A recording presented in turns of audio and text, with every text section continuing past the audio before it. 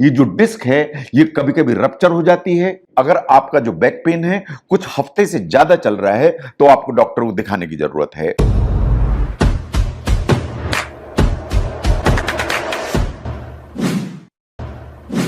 Good morning friends, मैं doctor VK Mishra from gastro hospital Swaroop Nagar Kanpur. मैं बात करूंगा बैक पेन के बारे में। मैं बात करूंगा बैक पेन के काजेस और उसके रिस्क फैक्टर के बारे में। जो बैक पेन है या कमर का दर्द है ये बड़ी कॉमन प्रॉब्लम है। जो बैक पेन है is the most common reason जिसके चलते लोगों को मेडिकल हेल्प की जरूरत पड़ती है। और अगर कमर में दर्द ज्यादा है तो वास्तव में आप अपने काम पर नहीं जा पाते हैं, और काम पर नहीं जाते हैं तो आपका वर्क लॉस होता है। एंड ये डिसेबिलिटी का बहुत इंपॉर्टेंट रीजन माना जाता है वर्ल्ड वाइड, इसलिए बैक पेन इंपॉर्टेंट है।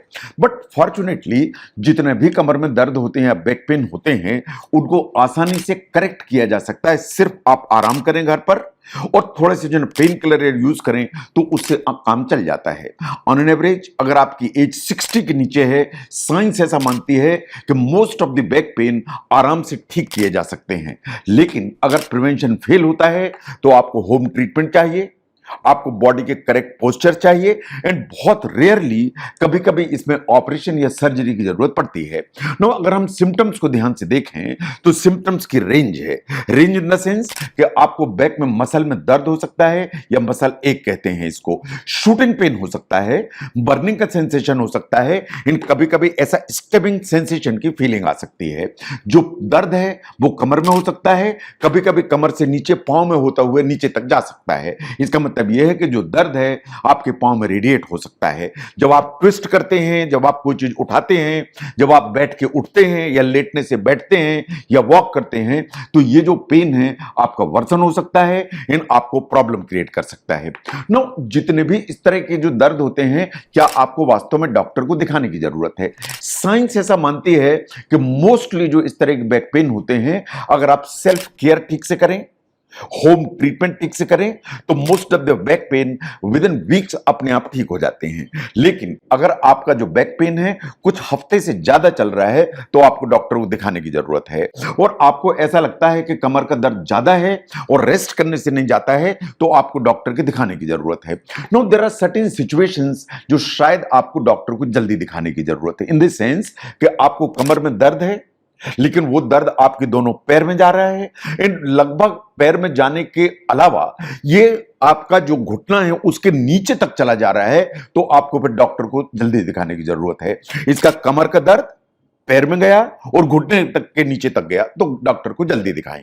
नो, अगर आपको लगता है कि दर्द के साथ में आपको वीकनेस है, आपके पैरों में नमनेस है या आपके पैरों में टिंगलिंग की फीलिंग आ रही है तो शायद आपको अपने डॉक्टर को जल्दी दिखाने की जरूरत है। और आपको लगता है कि कमर के दर्द के साथ आपका वेट लॉस हो रहा है तो आपको डॉक्टर को दिखाने की जरूरत है। नो, अर्जेंट कंसल्टेशन कब चाहिए? अर्जेंट कंसल्टेशन चाहिए अगर कमर में दर्द हुआ और आपको यूरिन करने में प्रॉब्लम हो रही है, कमर में दर्द हुआ और आपको लेट्रिन करने में प्रॉब्लम हो रही है। अगर दो सिम्टम्स आए तो डॉक्टर को जल्दी दिखाएं। अगर आपको कमर के दर्द के साथ ठंड दे के तेज तेज फीवर आ रहा है तो डॉक्टर को जल्दी दिखाएं।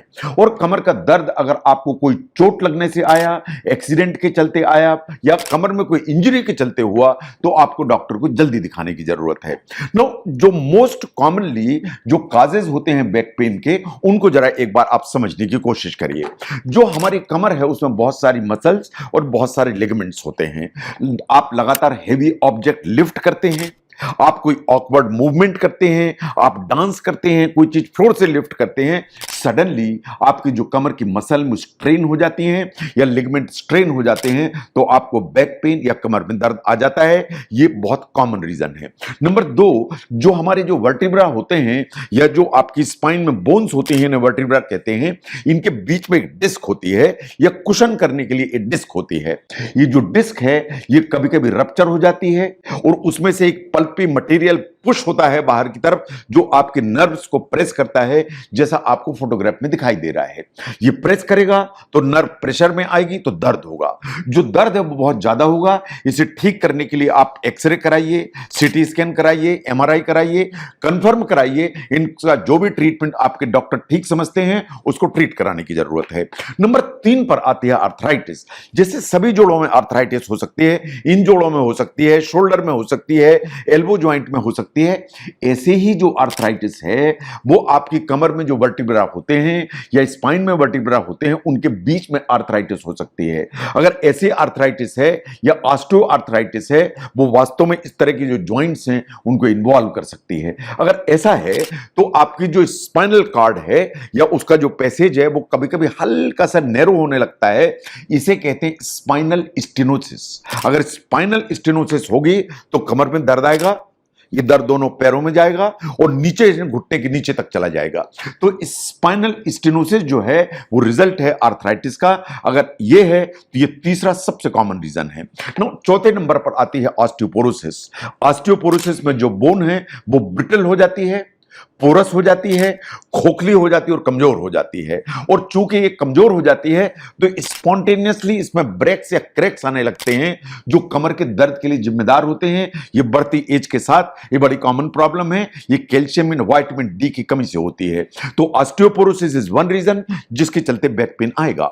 नंबर 5 पर आती है एंकाइलोजिंग स्पॉन्डिलाइटिस। ये एक इन्फ्लेमेटरी कंडीशन है, ये एक बीमारी है जिसमें आपके जो स्पाइन है या वर्टिब्रा है ये आपस में फ्यूज होने लगते हैं और अगर ये फ्यूज होंगे तो जो स्पाइन है उसकी फ्लेक्सिबिलिटी है वो कम हो जाएगी। अगर स्पाइन की फ्लेक्सिबिलिटी कम होगी तो आप ठीक से मुड़ नहीं पाएंगे, आप ट्विस्ट नहीं कर पाएंगे एंड अल्टीमेटली आपको पीठ में कमर में दर्द होगा।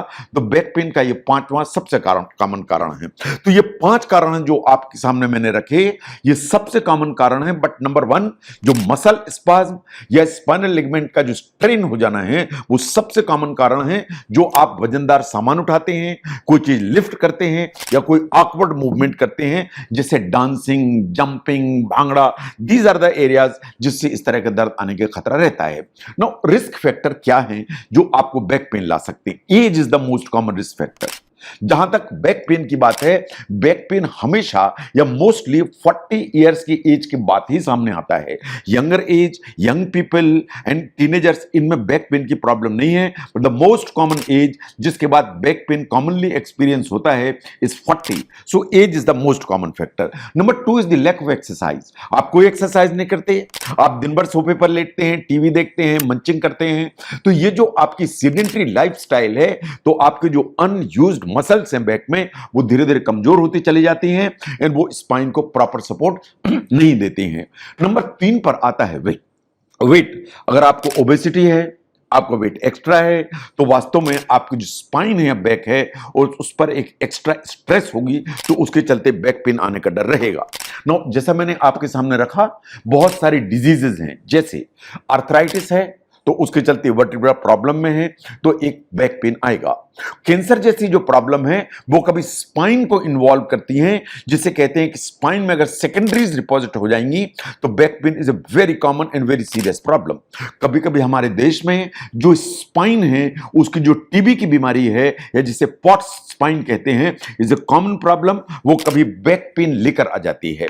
नो जैसा मैंने कहा कि अगर आपकी हैबिट है तो आप अगर इम्प्रॉपरली लिफ्टिंग करते हैं, जैसे आपने देखा ये सामान आप उठाते हैं और रादर देन कि आप पांव पर जोर लगाएं, आप कमर के ही जोर से उसको उठाते हैं तो आपको बैक पेन आने की संभावना होती है। Now there are certain psychological factors in the sense कि अगर आपको एंजाइटी है, आपको लगातार स्ट्रेस बनी हुई है, आपको कुछ डिप्रेशन के फीचर्स हैं, तो इनसे मसल में स्पाज्म आने से बैक पेन काफी कॉमन प्रॉब्लम है। तो स्ट्रेस के चलते बैक पेन आ सकता है। इन स्मोकिंग, स्मोकिंग आप समझते हैं स्मोकिंग क्या लेना देना है, लेकिन ऐसा है नहीं।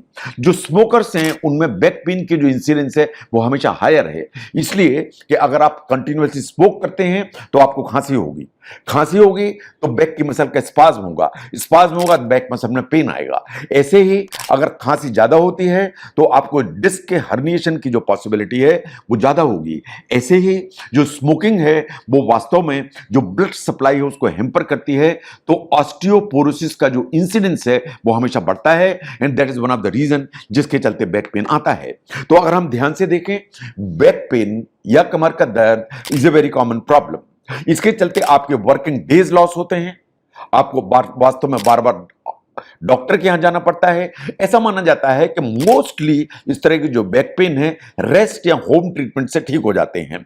इसके काजेस कि क्यों बैक पेन होते हैं उन कौन से ऐसे लोग हैं जो इसके रिस्क फैक्टर में हैं, उनको समझने में अगर वीडियो ने आपको हेल्प की, जरूर शेयर करें। मैं doctor V K Mishra from gastro liver hospital, Swaroop Nagar, Kanpur. Thank you very much.